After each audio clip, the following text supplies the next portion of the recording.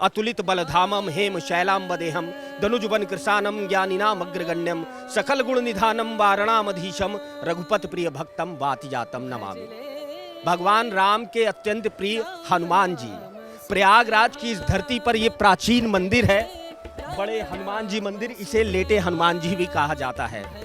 इस मंदिर का अपना एक प्राचीन इतिहास है, इस मंदिर की अपनी एक परंपरा है, इस मंदिर की अपनी एक शक्ति है, अपनी एक भक्ति है। आज हम आपको इस मंदिर की अनुपम लीला और कहानी के बारे में आपको बताएंगे कि हनुमान जी कैसे इस पूरे देश में हनुमान जी की केवल महज ये एक पहली एक प्रतिमा है जो लेटी हुई है। आखिर हनुमान जी यहाँ क्यों लेटे हुए हैं, इसके बारे में भी आपको बताएंगे, आपको दर्शन करवाएंगे हनुमान जी के, बजरंगबली के। तो आप बने रहिएगा हमारे साथ, हम आज इस मंदिर की अनुपम गाथा आपको सुनाएंगे। जय श्री राम। यहाँ आके बहुत अच्छा लगा, अब मंदिर जाके दर्शन करेंगे। जय श्री राम। यहाँ पर आने के बाद ऐसे लग रहा है जैसे कुछ वाक्य में कुछ अलग सा वाइब है यहाँ पे, मतलब जैसे संगम जो त्रिवेणी बोला गया ना वो रियल में एक्चुअल है। वहाँ पर जाकर ऐसे लगता है कि बाकी जो भी चीजें वो सब भूल चुके हैं हम, और यहाँ पर जो अलग से मतलब एक अलग अनुभव है। यहाँ पे फील ही नहीं आ रहा कि कुछ पीछे दुनिया भी है, यहाँ पर जो है वही सब दिख रहा है। यहाँ पर मन में एकदम बहुत जबरदस्त उत्साह है। यहाँ दर्शन के लिए हम कम से कम 1000 किलोमीटर से दूर से चल के, और यहाँ की जो व्यवस्था देखी है एकदम मन प्रसन्नचित हो गया। बूढ़ी अम्मा है, उनको भी प्रशासन ले जा करके अलग से उनको दर्शन कराया, भीड़ में से अलग करके इतनी बढ़िया व्यवस्था की है। मैं तो कहता हूँ सब बालाजी की कृपा से इतना सारा बढ़िया काम हो रहा है। इस वक्त हम लेटे हनुमान जी के प्रवेश द्वार पर हैं। आप देख सकते हैं कितनी लंबी चौड़ी भीड़ है, कई घंटों से लोग यहाँ पर इंतजार कर रहे हैं अपने भगवान के दर्शन का। हम भी महाराष्ट्र अकोला से आए वाले हैं, लगभग 1000 किलोमीटर से। यहाँ की व्यवस्था वगैरह बहुत ही अच्छी है। हम सवेरे त्रिवेणी संगम पे स्नान किए, 3 घंटे से लाइन में खड़े हैं। कभी कभी भगवान के दर्शन करने के लिए 3 घंटे नहीं, 3 जन्मों का के लिए अच्छा है, वीआईपी लोगों के लिए बहुत अच्छा है। अरे हम गुजरात अहमदाबाद से आए हैं, सच में बताएं आज दिल खुश हो गया। मानते हैं भीड़ है लेकिन चलता है। हम अपनी भक्ति से आए हैं, किसी ने जोर तो दिया नहीं है।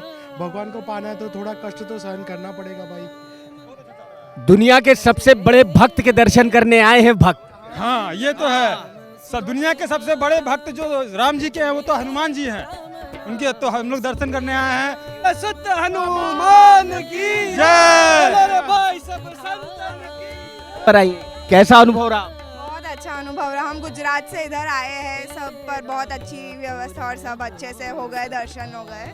बहुत अच्छा लगा। मैं पहली बार आई हूँ, हम जोधपुर से आए हैं। जोधपुर से पहली बार आना हुआ है क्योंकि काफी लेडीज को टाइम नहीं मिलता है, जेंट्स आप आते हैं हमेशा। बोलो सिया रामचंद्र की। लेटे हुए हनुमान जी की कथा निराली है। इस मंदिर के बारे में आपको हम जो रोचक जानकारी देंगे, आप सुनेंगे तो हतप्रभ हो जाएंगे। दरअसल हनुमान जी सूर्य देव के शिष्य थे। जब शिक्षा पूरी हुई तो सूर्य देव ने हनुमान जी से कहा कि तुम मुझे गुरुदक्षिणा अभी नहीं, बाद में देना। हनुमान जी चाहते थे कि गुरुदक्षिणा वो जरूर और उसी वक्त में दे। तो जब सूर्य देव ने कहा कि गुरुदक्षिणा बाद में देना, जब सही वक्त आएगा तो मैं बताऊंगा। हनुमान जी वहां से चले जाते हैं और सूर्य भगवान बाद में हनुमान जी से कहते हैं कि अब गुरुदक्षिणा देने का वक्त आ गया है। मेरे कुल के हैं भगवान श्री राम, उनको 14 वर्ष का वनवास हुआ है, तो अब हनुमान तुमको उनकी सेवा के लिए जाना होगा। हनुमान जी ने जैसे ही ये बात सुनी बहुत ही प्रसन्न हुए। उनका चेहरा जो है ना खिल उठा। वो तुरंत वहां से निकल गए और संगम के इसी तट पर आकर के बैठ गए। क्योंकि रात हो चुकी थी और रात में नदी नहीं पार की जाती है, माँ गंगा को पार नहीं करना चाहते थे हनुमान जी। तो हनुमान जी को लगा कि जब ये रात कट जाएगी तो अगली सुबह मैं अयोध्या पहुंच जाऊंगा और भगवान राम का अयोध्या से साथ देना शुरू कर दूंगा। वहीं से मैं सारे दैत्य दानवों का जो है ना विनाश कर दूंगा। राम जी को किसी तरीके की दिक्कत नहीं होने पाएगी।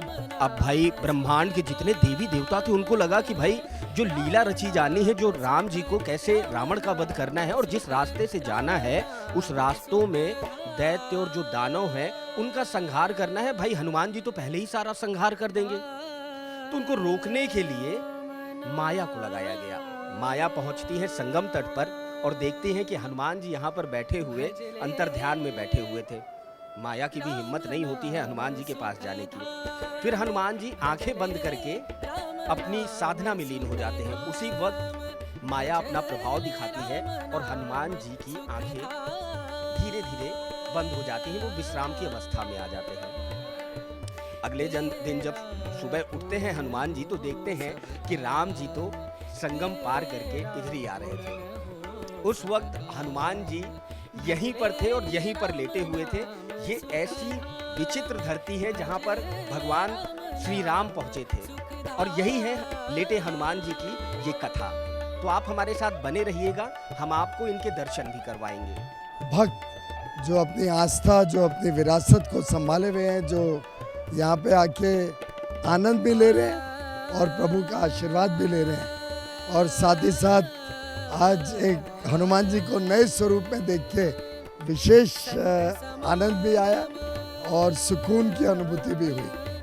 हनुमान जी जिस प्रकार से प्रभु श्री राम सीता मैया की सेवा करी जीवन भर, वैसे ही मुझे भी हनुमान जी का आशीर्वाद मिले, उनका बल मिले कि मैं भी देशवासियों की सेवा कर सकूं। हनुमान जी के लिए कहा जाता है राम काज करिबे को आतुर। यहाँ सारी जनता जो श्रद्धालु आ रहे हैं सब सनातन के लिए काम करना चाह रहे हैं। सनातन तो पुरातन से चल रहा है और सनातन कभी खत्म नहीं हो सकता। सनातन ही इस देश की शक्ति है। इस देश में जो विश्वास है सनातन के प्रति, वो इस देश को आगे बढ़ा रहा है, विकसित देश बनाएगा, विकसित भारत बनेगा 2047 तक। और जिस प्रकार से हनुमान जी ने सेवा की, 140 करोड़ देशवासी मिलकर देश को विकसित भारत बनाएंगे।